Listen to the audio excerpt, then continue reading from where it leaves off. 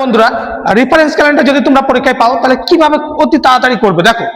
Reference calendar এখানে একটা reference দেওয়া আছে 15ই আগস্ট 2010 সাল যদি রবিবার হয় তাহলে 15ই আগস্ট 2018 সাল কি বার হবে।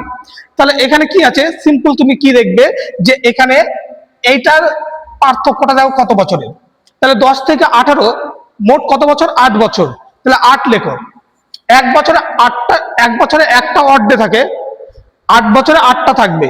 আর এর মধ্যে লিপিয়ার কটা আছে দেখো, 10 থেকে 18 পর্যন্ত দুটো লিপিয়ার আছে, 2012 একটা লিপিয়ার আর 2016 একটা লিপিয়ার, মোট দুটো লিপিয়ার। তাহলে আর দুটো দিন যোগ করে দাও, তাহলে মোট দিন হচ্ছে কত, 10। 10কে তুমি 7 দিয়ে ভাগ করে দাও, তাহলে রিমাইন্ডার কত থাকবে, 3। তাহলে এই 3টা যোগ করে দাও, এটাই তোমার হয়ে যাবে দিন।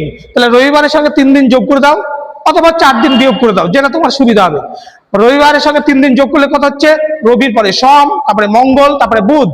তাহলে এর অ্যান্সার হবে বুধবার।